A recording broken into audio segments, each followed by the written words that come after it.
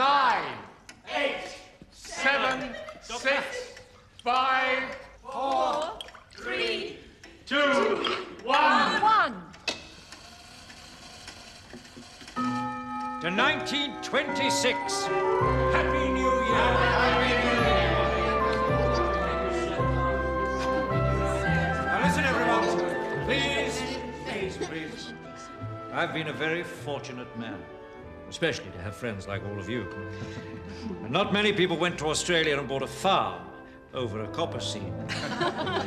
I have, at long last, persuaded Andrew to make a will, with my wife Sarah's help. In it, there are several minor bequests to some of us and a small trust fund for Violet's education.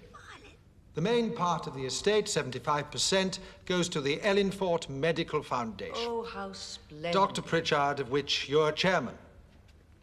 It'll be used wisely, Andrew. If you ever die, that is. A lump sum of £2,000 held in trust until their 18th birthdays will be shared between Peter Baker and Robert Sidaway. Oh, that's so kind of you, Andrew. I think you know how fond I am of your son. And there'll be men soon with all the responsibility that entails. And I'd like them to have a secure future. What about Violet? What about Violet? Well, she is your ward, Andrew. You dote on her, but you've left her nothing. Sarah, shh. Yes, but she'll marry someone like Robert or Peter. She's a woman, for heaven's sake. My God, Andrew. You had to stop yourself saying only a woman.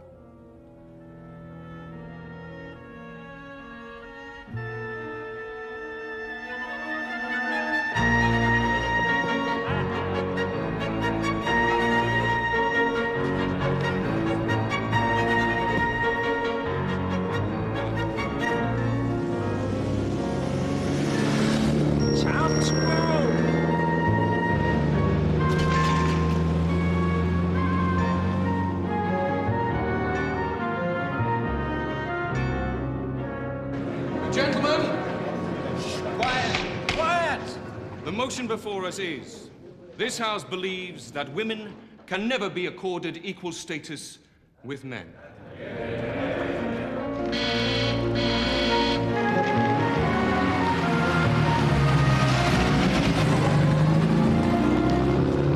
I call upon Mr. Endru Marš, a former president of the Union, to propose the motion.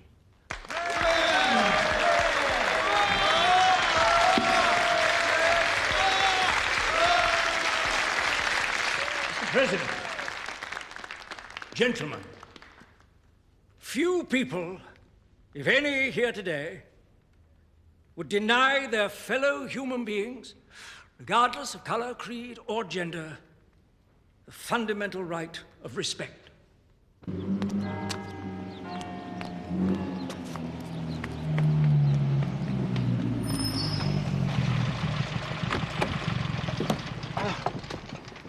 Monsieur Poirot, it's lovely to see you again, but we did say 7 o'clock.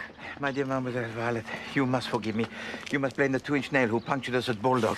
I'd like you to meet my associate, Captain Hastings. How do you do? Captain Hastings, this is Mademoiselle Violet Wilson, Andrew's ward. Thank you. But society, like the family, is not merely a collection of individuals haphazardly thrown together.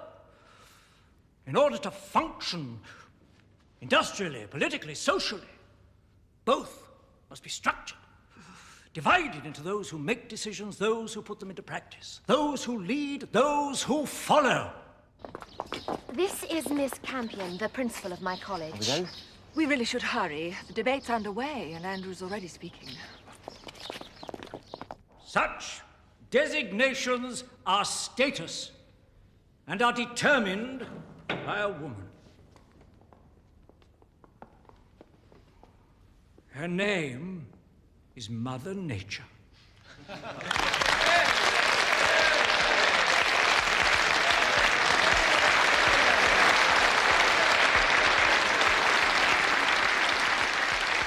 Gentlemen, I now call upon Mr. Robert Sidaway to oppose the motion.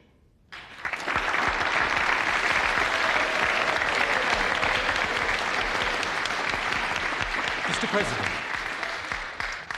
The debate so far has ignored some rather unpleasant developments taking place in the real world. A few months ago, two leaders of immense status, but with very little respect for anything, Adolf Hitler and Benito Mussolini, overran neighboring countries. Now, all people of good sense, regardless of gender, can see that war right across Europe is imminent. And when it comes, will we expect women to merely keep the home fires burning, Mr. President? Yes. Or will we accord them equal status as we ask them to go onto the land and farm it? Into the factories and make munitions.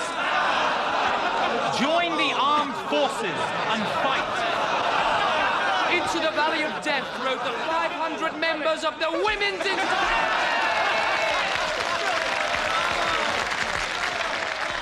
If you'll let us work and die for our country, why won't you let us join the union? Or, God forbid, let us speak in a debate. Silence! Silence! I will not allow interruptions from the gallery. If it persists, I shall have it clear. Perhaps you're frightened. We'll start talking sense.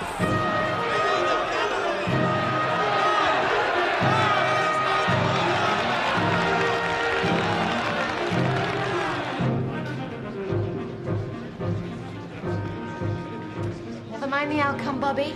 You spoke well. So did Andrew, once you ignored what he actually said. Congratulations, sir. A worthy victory. Pity the press won't cover the debate, Robert. I can see tomorrow's headlines now. New woman heckles hecklers at Cambridge Union. Poaro, how are you? Andrew, my dear friend, I missed your speech. Please forgive me. Oh, but you've heard the gist of it many times before. Starting back as far as the Cavendish Clinic. Oh, mon Dieu. In such adversity are born the lasting friendships, n'est-ce pas? We were there, Hastings, for the mutual pulling of the wisdom teeth, huh? It was not a pretty sight.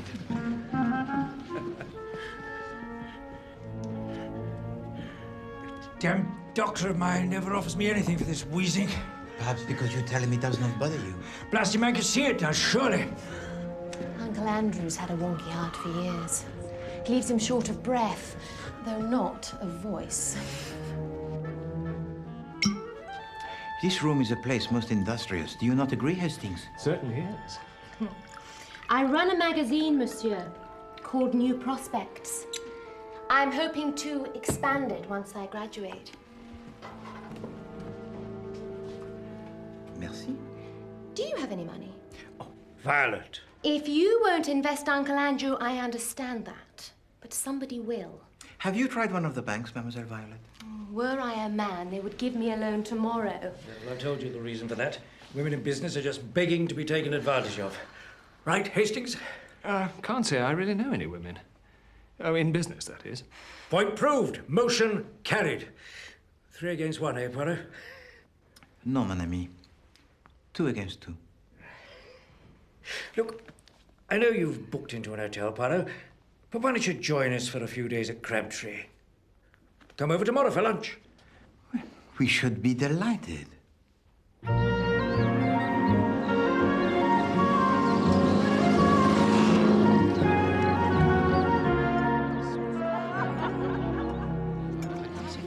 You will permit me, Mademoiselle Campion. Thank you.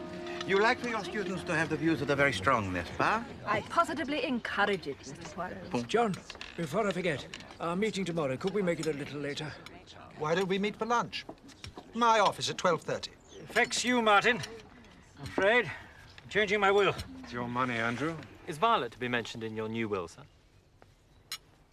Setting aside your impertinence, Robert, I could have sworn the debate was over. Perhaps you feel I didn't win it convincingly. I'm sure he meant no harm, Andrew. You don't merely encourage the young Philader, you overindulge them. I apologize, sir. Robert? I'll talk to him, Mrs. Sidaway. Robert! Sarah, will you please not fuss? Robert! Robert, wait! I'm sorry, Violet. But just because he won a stupid debate doesn't make his attitude right. Look, he is what he is, Bobby. And we'll never change him. And I'm not sure that I want to.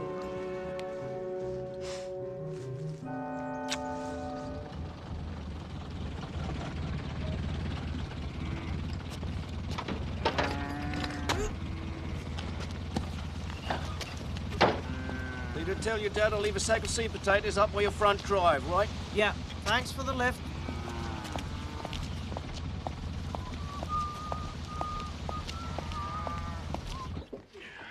Andrew, it's been marvelous, but I've quite an afternoon ahead of me. Look, I'm sorry I was rough on Bobby. I'll straighten things out with him later. Before I go, Andrew, I'd like to give you the once-over. Oh, good God, man. Fuss, fuss, fuss. You've had a couple of strenuous days. Now, jacket off and sleeves up. Mrs. Sidaway, would you be so kind as to bring my stethoscope through to the library? My bag's in the hall.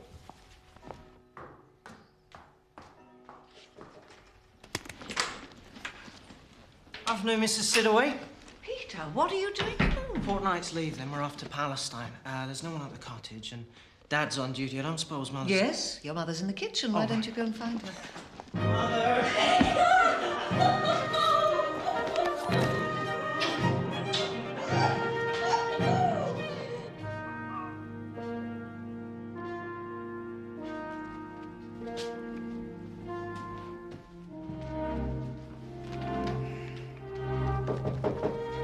Entrez. Oh, mon ami. The good doctor, he tells you to get some rest and you ignore his advice. You do not change. Oh, I've changed all right, Poirot. You'll think me an old hypocrite, I'm afraid. Saying one thing, doing another. I should not dream of such a thing, mon ami. Please to sit. Even though, after all the things I've said about my health over the years, never taking anyone's advice, well... my specialist tells me Oh, damn it, I'm not afraid of it. I'm just afraid of upsetting others. He tells you that your life draws to its close? Diable. You know, 10 years ago, I made a will. I have, at long last, persuaded Andrew to make a will. In it, I left several small bequests. In it? £250 to my lawyer, John Sidaway, and his wife, Sarah. To Miss Campion? Philida Campion received £500, which she immediately pledged to her college for improvements. My housekeeper, Margaret Baker, and her husband, Walter, the local police sergeant, were already provided for by an earlier endowment. Their son, Peter Baker, and young Robert Sidaway were left £1,000 each to give them a start in life. But I left the bulk of my fortune to Dr. Pritchard, as chairman of the Ellingfort Medical Foundation. If you ever die, that is. There was some consternation that night that I had excluded Violet from my will. But tomorrow I'm going to put that right. I intend to write a new will, leaving everything to Violet. Truth is, I've been so proud of her achievements at Cambridge over the past 3 years. She deserves it. I'd like you to be executor of that will, Poirot. Say you'll do it for me. But of course. Why this urgency? Who the hell is that at this time of night? Look, we'll talk more tomorrow. Oui, bien sûr. Good night. Bonne nuit, cher ami.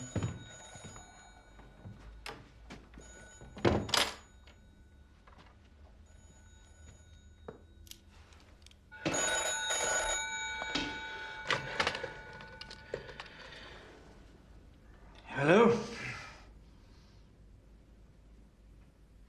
What, now?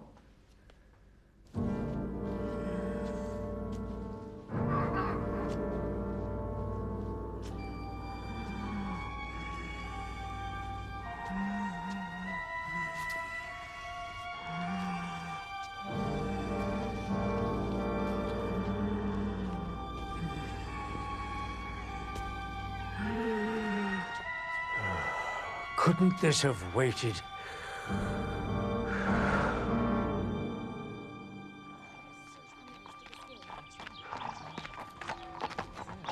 Morning, Poirot. Good morning, Hastings. Bonjour, mademoiselle. What do you think of Samson? I think that he is large and you should take care, Hastings. We'll join you for breakfast, Monsieur Poirot.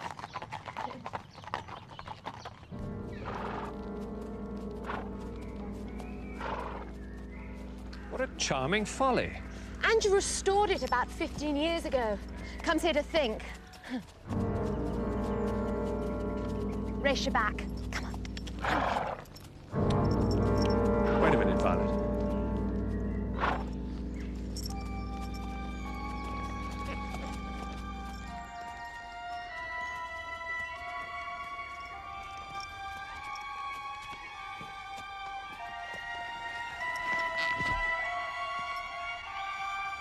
Andrew?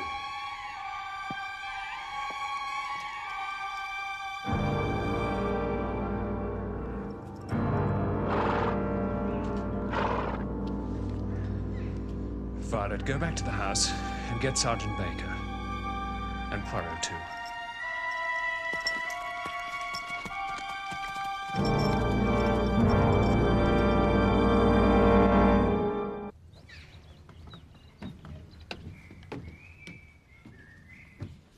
Sergeant Baker, you permit that I make a search? My men have done that, sir. Found nothing. Perhaps a post-mortem will tell us more. There's no call for a post-mortem. I've examined the body. Andrew died about 8 hours ago. I'll give you the death certificate.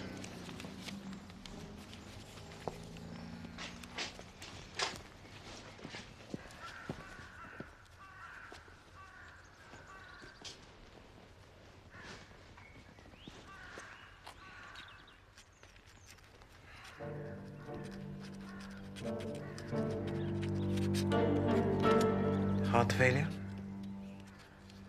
What's wrong with that? It says nothing. I've yet to see a corpse whose heart still beats. Poirot, the leading heart specialist in London would tell you that Andrew... His illness and I were well acquainted, Monsieur le Docteur. It's a bit odd to be walking around here in the middle of the night, though, don't you think? He often had a late stroll, Captain. Helped him to sleep. There you are, Walter.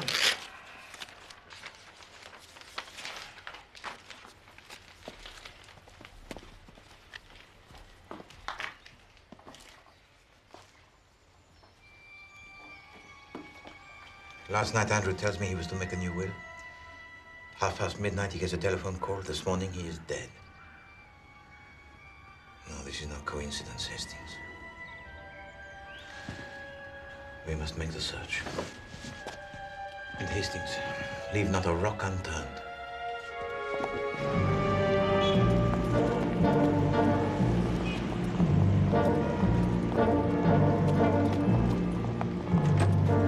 As you know, Monsieur Poirot, it's not usual to read a will before the funeral.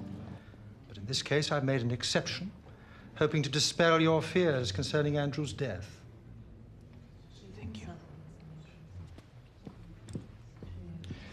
Ladies and gentlemen, perhaps we should be seated.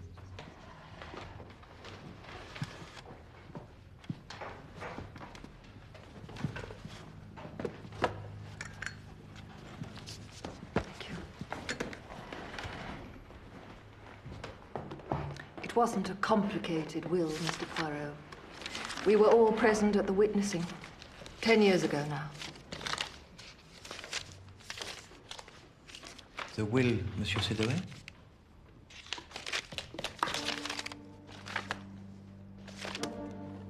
Doesn't appear to be here. Don't be absurd, dear. It must be. That'll be there somewhere, sir. Just a matter of finding it.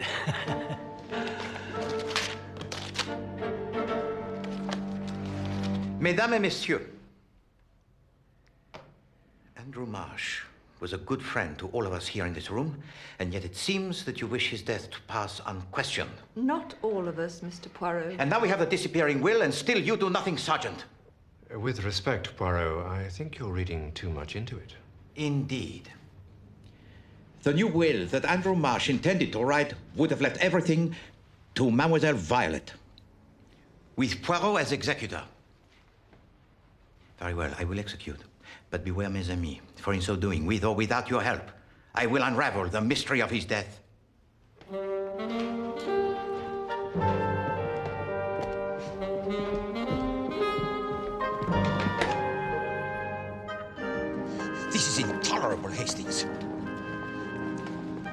with a close-knit community where the business of each is known to all, except to Poirot.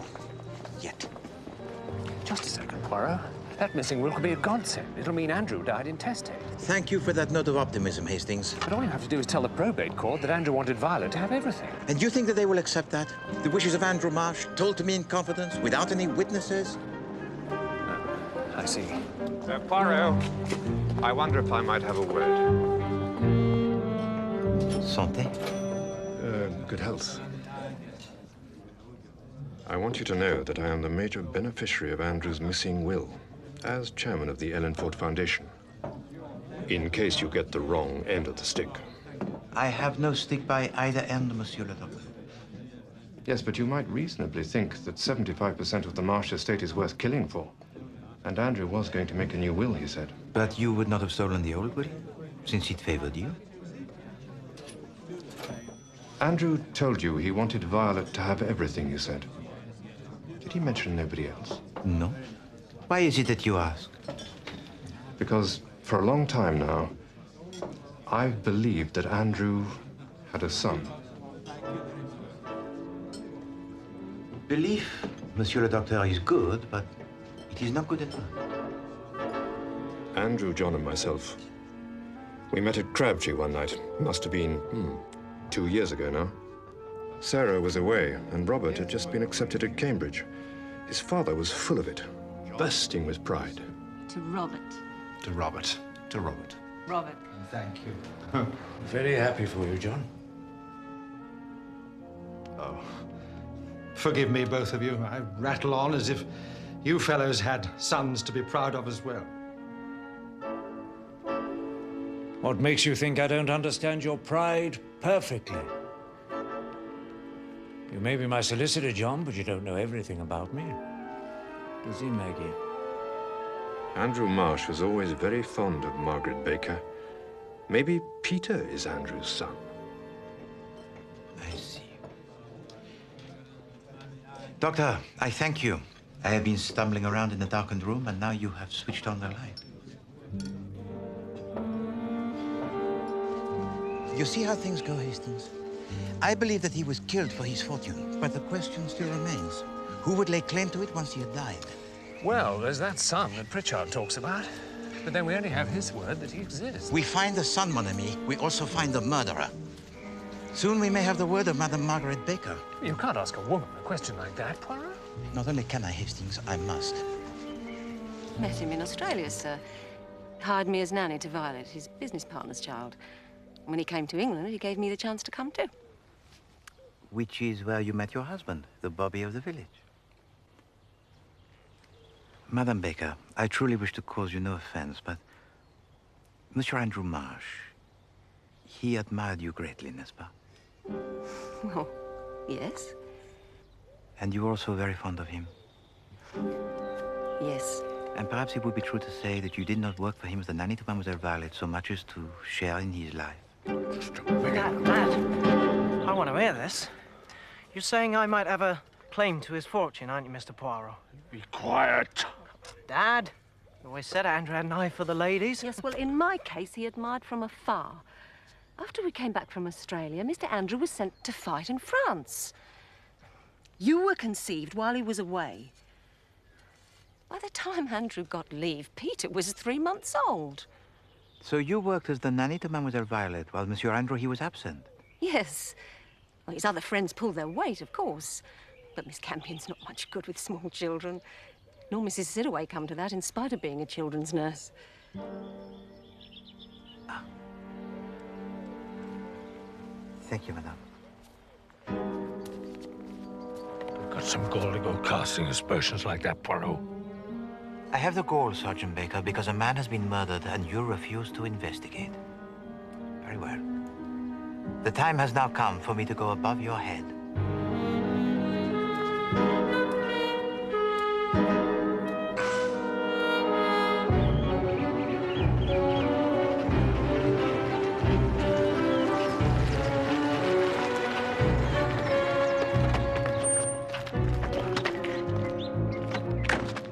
Thank you for coming, Chief Inspector. You have met Sergeant Baker, I see. Yes, I must say, Poirot, that in spite of your comments, he seems like a reliable chap to me. This way, Chief Inspector.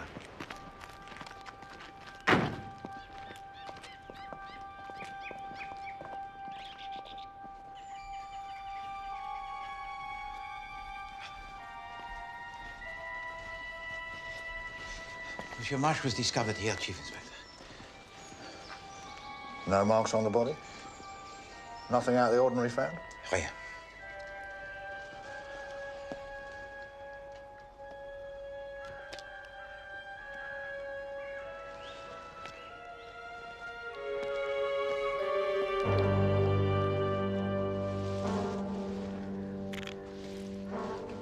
What's this, then, if it isn't out of the ordinary? C'est incroyable. Looks like a medicine bottle to me. I myself searched this area, but meticulously. Must have missed it, Poirot. Any of the local quacks reported one of these missing? No, sir. Sorry, sir. We'll get onto it right away. I'll ask Dr. Pritchard. Pritchard? He's the chairman of the Ellenford Medical Foundation. Dr. Martin Pritchard. Listen, Poirot, don't tell people I'm in the neighborhood yet. I shall need to see the coroner's officer. I want a post-mortem. I want to know what was in this. Miss Campion, could you spare us a few moments? I am rather pressed for time, Robert. Please, Phillida. It's about my mother, Miss Campion. About me. About my father, too, I suppose. 2 years at King's and you still don't make any sense, my dear boy. Like so many before you. You won't laugh when you know the reason, Phillida. Robert needs your advice. I think Endru Marsh was my father, Miss Campion. And you're asking me what you should do about it? Why didn't you ask Mr. Poirot?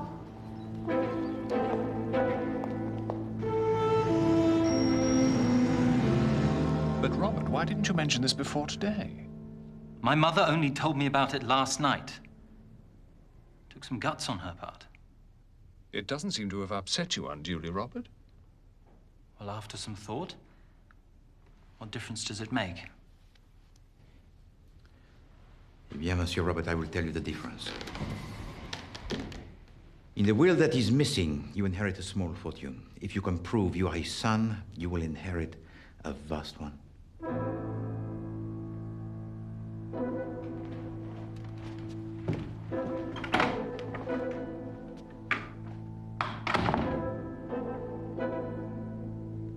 And now a son by Sarah Sidaway.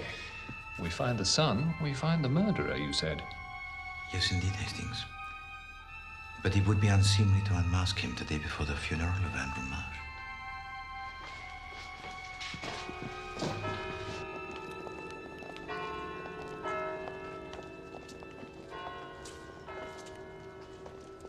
Man had a lot of friends, Poirot. What good are many friends, mon ami, when you have one bad enemy?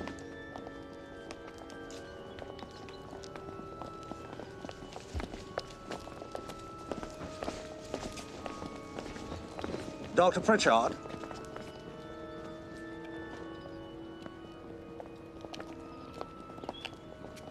You look to be in the rudest of health, Chief Inspector. You have met before? Would you care to fill these gentlemen in, sir, or shall I? Very well, then. We met in London 15 years ago.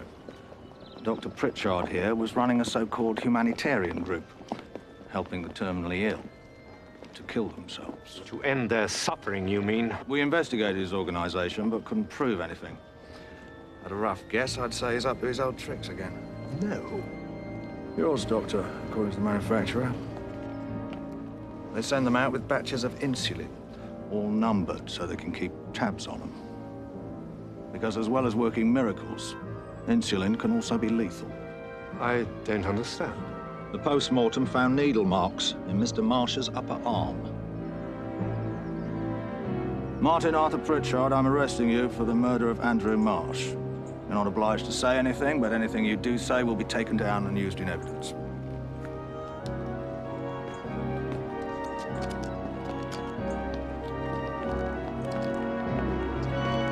All things come to he who waits, Poirot. I knew I'd get him sooner or later.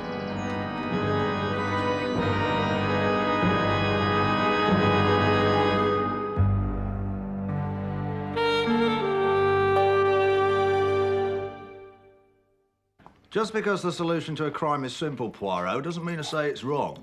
Pritchard killed Endru Marsh. End of story. But why would he steal a will that favored him? No, Chief Inspector. Still, it has not been found, nor, I believe, will it ever be. Did you question other suspects? Did Sergeant Baker? Of course we didn't, because there weren't any. Robert Sidaway and Violet Wilson. Monsieur Poirot is expecting us. What about that telephone call, Chief Inspector? The one that Andrew received at gone midnight. Pritchard, of course. Honestly, you two, when you're backed into Miss a corner... Wilson and Mr. Sidaway. Monsieur Poirot, we thought you should be the first to know. We're going to America. Robert's going to forego his last year at King's, and there's a berth on the Queen Mary leaving on Tuesday. Mademoiselle Violet, Monsieur Robert, please to sit.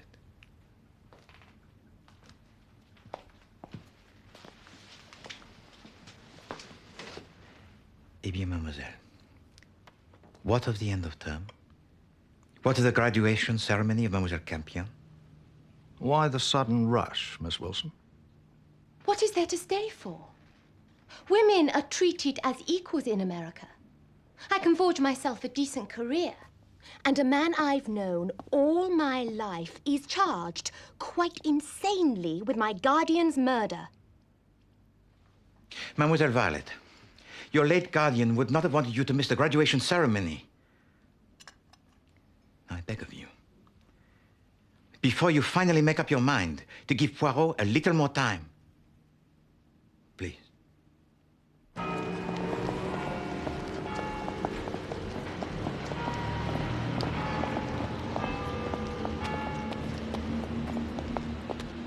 It's all very well you saying probate's a lengthy business, John. But Robert and Violet are planning to leave the country. Do you want that? No, of course I don't. Is it that difficult to prove you're someone's heir? I mean, what does it involve? Surprisingly little. You swear an oath that you are who you say you are. Don't you need a birth certificate or something? No? Would you apologize to Sarah for me? She's invited me to dinner on Saturday, but I'm going to London. I'll tell Sarah. Theatre? Concert? No. To see Hercule Poirot, as a matter of fact. I need his advice on something.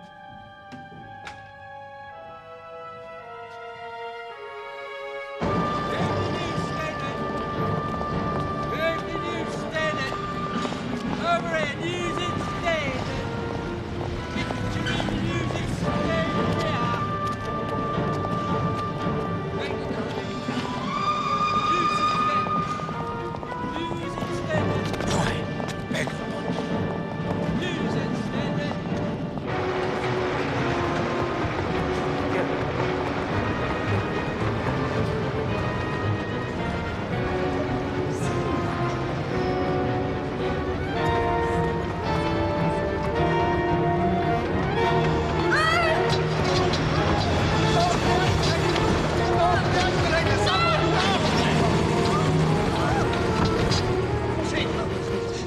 Mademoiselle Campion down the moving stairs, it was not Dr. Pritchard. He is in your custody. Yes, well, we don't know that anyone pushed her yet. But he is not the murderer, Chief Inspector.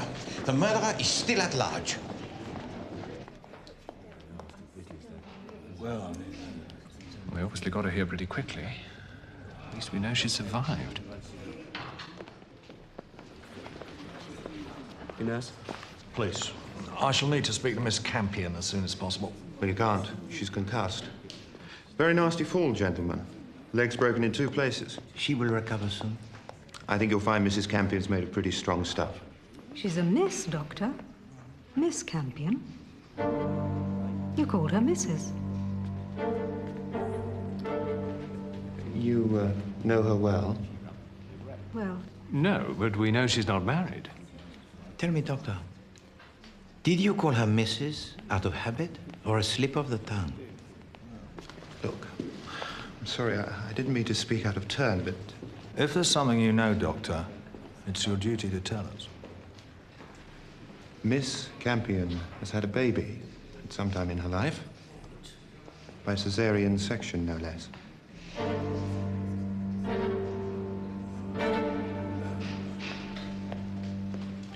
Miss Lemon, I have a task for you.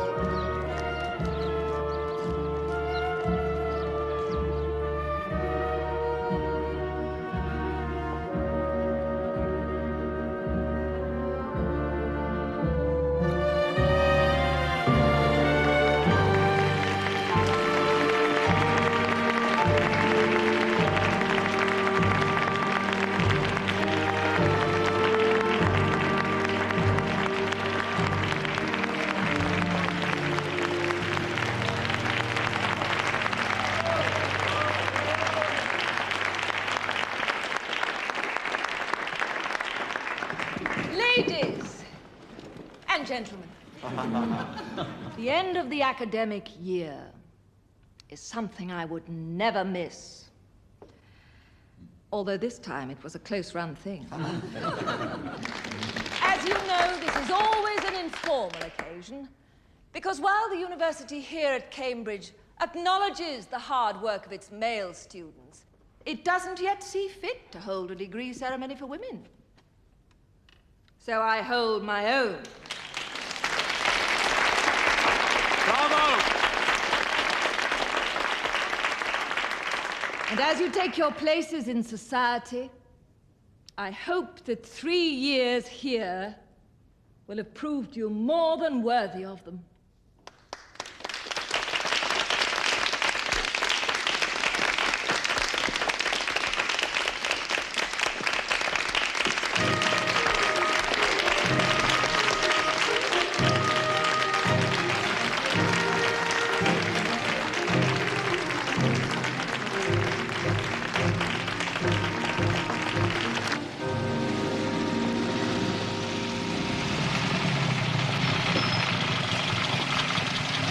Thank you, Hastings.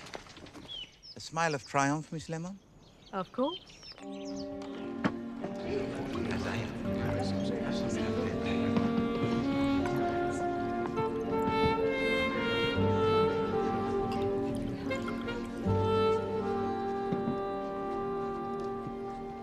Mesdames et Messieurs, to begin, I think it is fitting that we should make a toast to our dear late friend, Monsieur Endru Marš.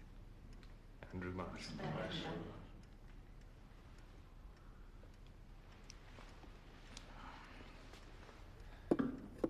Today would have given him much pleasure, n'est-ce pas? And how proud he would have been of you, Mademoiselle Violet.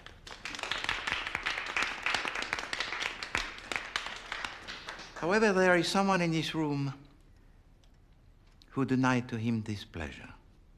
You mean his murderer's here? One of us?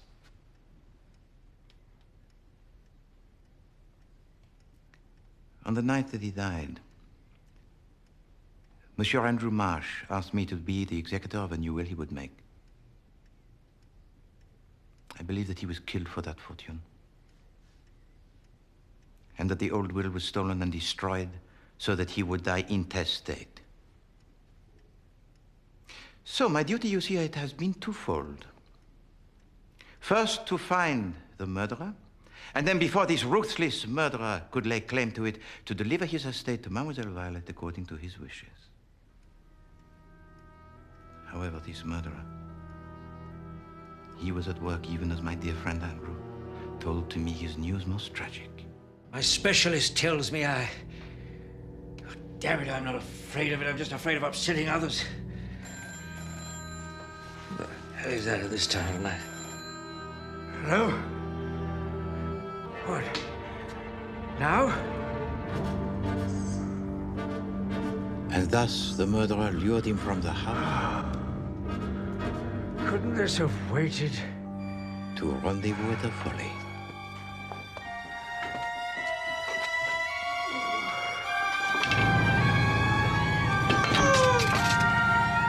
And here, our murderer administered a massive and fatal dose of insulin in a cowardly attack upon a man who was sick and weakened.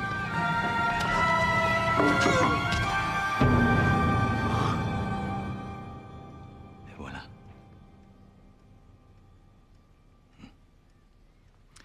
But then along comes Poirot, who says that this death is not a death that is natural. Oh no. It is a murder.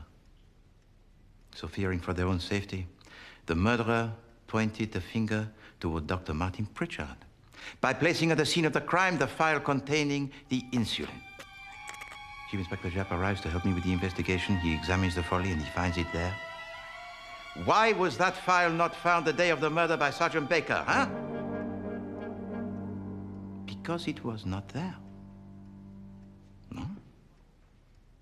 Poirot himself searched the area, and Poirot never misses.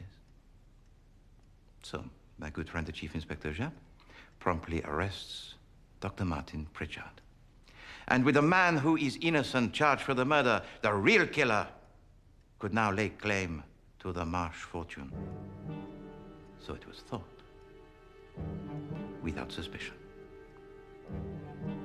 But Dr. Martin Pritchard had already told to my associate, Captain Hastings, and myself, that Andrew had a son.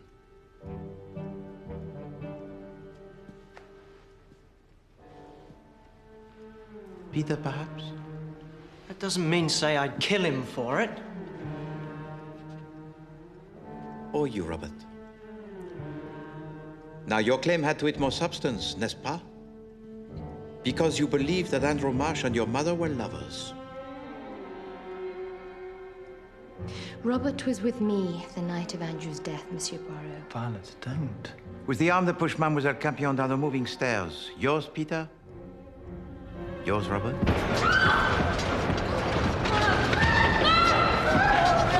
Someone stop! Were you afraid of what she might say to me? Theatre? Concert? No.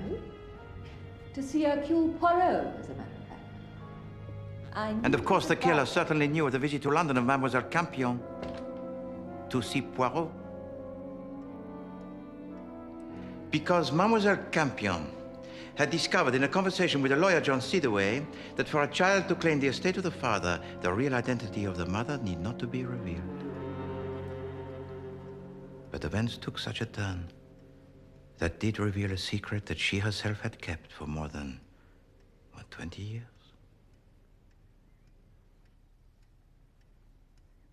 What Mr. Poirot means is that the doctor who treated me saw that I'd had a baby. When I was a student here.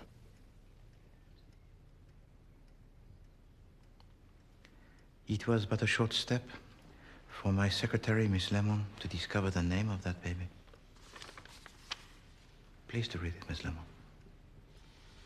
Born on the 17th of July, 1913, to Miss Phillida Campion, a daughter whose name was Violet. What's going on? What on earth is happening? Was it necessary to pry into Phillida's past, Poirot? It's Andrew we're interested in. Yes, indeed. But during all this time, not once did we ask ourselves this question. Is this son that we seek perhaps a daughter? So Violet is Endru Marš's daughter? Yes.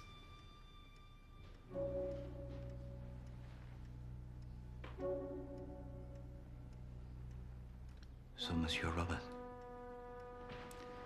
why did you kill the father to Mademoiselle Violet? I didn't. I say you did, Monsieur! Why? You know that she loves you. You know that she wants you to go to America with her. Why then? He's just told you he didn't!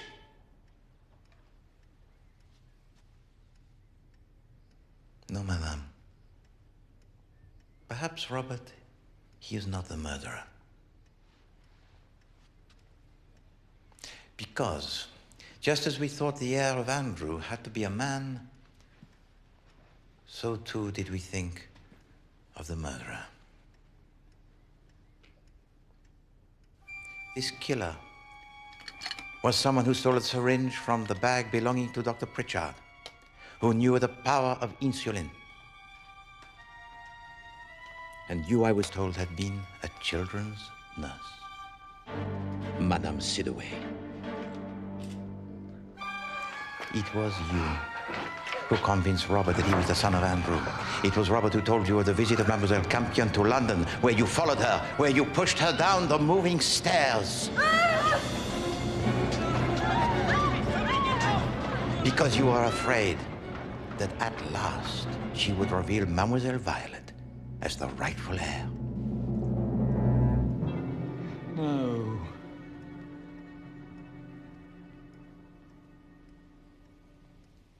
John, help me. There's nothing I can do, Sarah. How did you know about Violet? I had a friend who worked in the clinic. I met her years later. There was so little we had to give Robert. But he was mentioned in the will, madame. Why did you steal and destroy it? Because I wanted him to have everything! Why should it all go to Violet? Because Endru Marš wished it. As proof that she was his daughter. And is equal.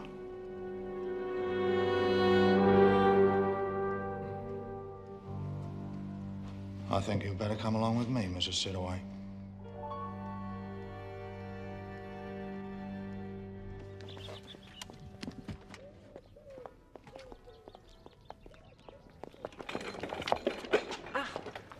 Mademoiselle Campion, Mademoiselle Violet. Your magazine could not have a name that is better, huh? The New Prospects. For these are very exciting for you both, are they not? They certainly are. And I'm going to use the inheritance to start my own publishing company. And you, Monsieur Poirot, shall be my first subscriber. Thank you, mademoiselle. You know, the companies, they have a chairman, huh? But in this instance, why not a chairwoman? You already have the chair, I see. Not for much longer. Plaster comes off a week today. And what of Robert? I think I can persuade him to finish his degree. That is good. Alors, au revoir, mesdemoiselles. Et bonne chance. Thank you, Monsieur Poirot.